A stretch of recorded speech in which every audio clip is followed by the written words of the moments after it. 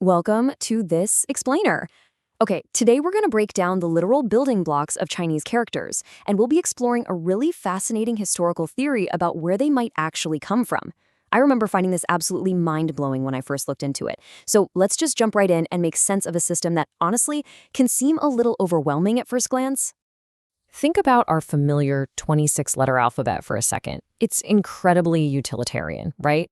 We use letters to build sounds, and those sounds build words. But the Chinese system, it is fundamentally different. As the source text points out, it's a far more complex and intriguing system. It's this vast, deeply visual matrix of meaning. All right, here's our roadmap for today. We've got 1. The building blocks.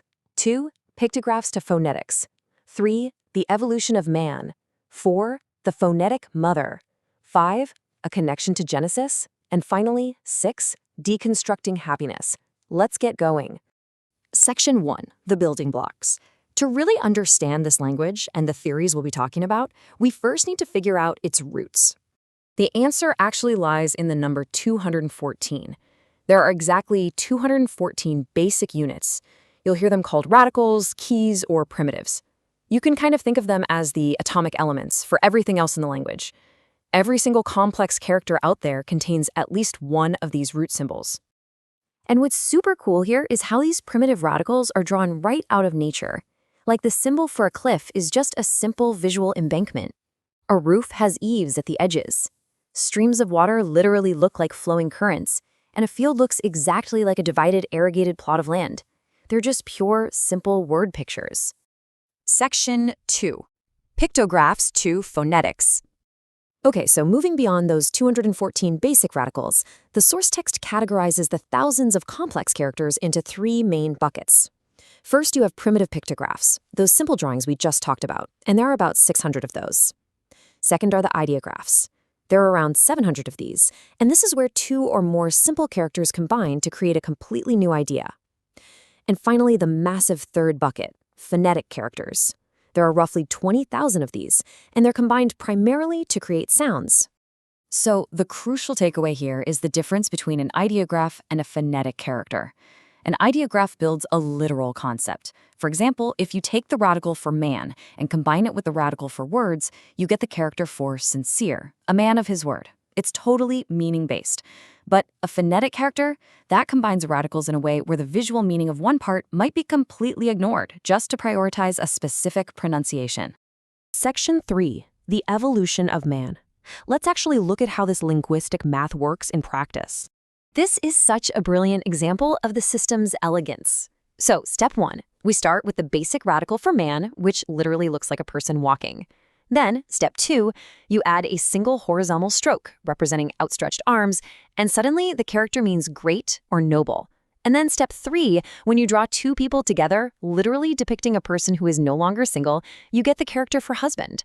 The meaning just evolves visually right in front of you. Section 4. The phonetic mother. Now, let's look at the other side of the coin with a phonetic character. Put yourself in the shoes of the ancient inventor of this language for a second. You want to write down the spoken, everyday word for mother, and you need to somehow capture the sound ma. But how on earth do you draw a sound? Well, here is the ingenious solution. You take the radical for woman, which gives you the general category or the meaning, and you stick it together with the radical for horse. Now, why a horse? Simply because the spoken word for horse happens to be pronounced ma. Combine them, and you get the phonetic character for mother. It tells the reader she's a woman, and it sounds like ma. It absolutely does not mean she's some sort of horsewoman. So, having established all these mechanics, how these characters are built for meaning and for sound, the author of our source text poses a really provocative question. Is it possible that some of these ancient ideographs, which linguists have long assumed to be arbitrary or just phonetic, actually hide a 4,000-year-old story? Could they contain records of primeval human history? Section 5. A connection to Genesis? This is where we get into the author's unique historical theory. The author points out a fascinating correlation on this timeline.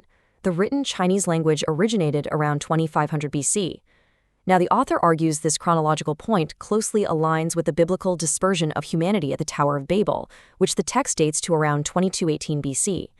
So the theory goes that the earliest inventors of the Chinese language actually carry the primeval oral history from the Book of Genesis with them, and then they consciously embedded that history into the earliest ideographs, way before the first etymological dictionaries were even written in 86 BC. Section 6. Deconstructing happiness. Let's look at one final case study to see how this Genesis theory actually applies.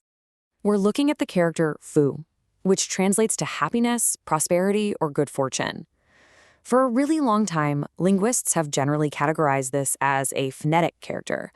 But the source text argues that if you look at it through the lens of this primeval history theory, it's actually a highly specific, incredibly ancient ideograph.